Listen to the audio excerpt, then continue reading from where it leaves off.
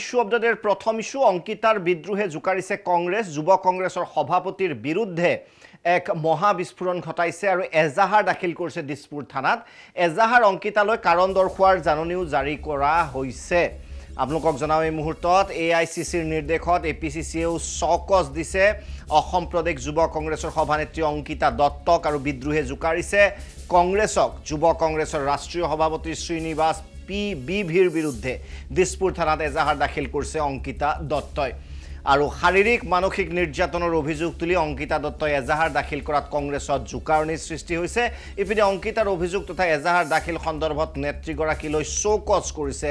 কংগ্ৰেসে AICCৰ নিৰ্দেশত APCCয়ে কৰিছে এই শোকজ ইপিনে অঙ্কিতাৰ পক্ষত মাতমতা বিজেপিৰ বিৰুদ্ধে সৰব হয়েছে প্ৰদেশ কংগ্ৰেসেৰ সভাপতি ভূপেন বৰা বিজেপি আৰ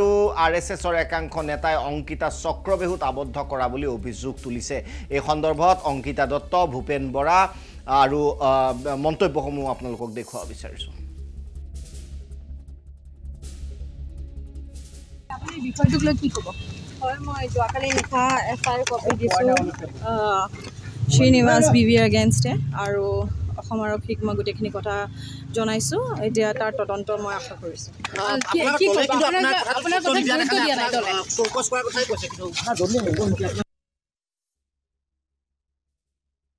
অসমীয়া জিয়াৰীৰ ওপৰত নিৰ্যাতন হৈছে আমাৰ যুৱ কংগ্ৰেছৰ সভানেত্ৰী অঙ্কিতা দত্তৰ কথা কৈ পেলাই মই আপোনালোকক এখন ফটো দেখুৱাওঁ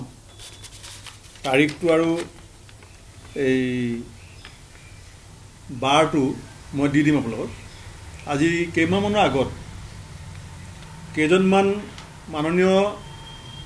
মুখ্যমন্ত্ৰী মহোদয় গৃহ বিভাগৰ দায়িত্বত আছে আৰু কেইদিনমানৰ আগত সেই একেগৰাকী অসমীয়া যুৱতী অঙ্কিতা দত্তক এনেকে পুৰুষ পুলিচসকলে ৰাজপথত চুচৰাইছিলে তেতিয়া মই বশিষ্ঠ থানাৰ পৰা আমি আমাৰ দলে তেওঁক জামিন লৈছিলোঁ সেইদিনাখন কিন্তু মুখ্যমন্ত্ৰীৰ হৃদয়ত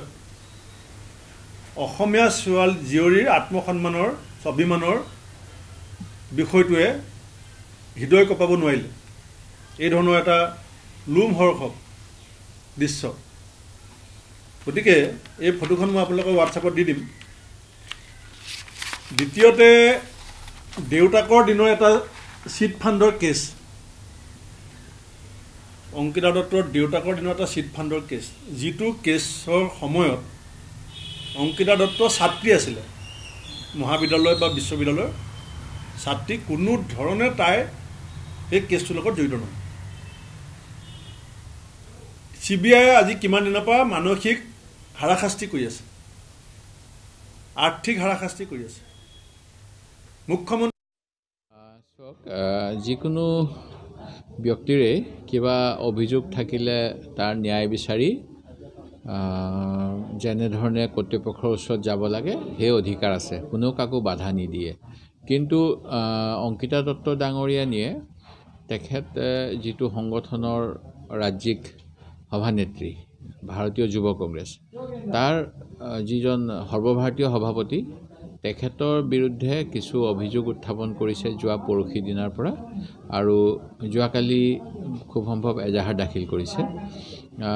প্ৰকৃততে দলৰ ক্ষেত্ৰত হলে দলৰ কিছু নীতি নিয়ম থাকে আৰু নীতি নিয়ম অনুসৰি কিবা অভিযোগ থাকিলে সেই অভিযোগ নাইকিয়া কৰিবলৈ যত্ন কৰিব লাগে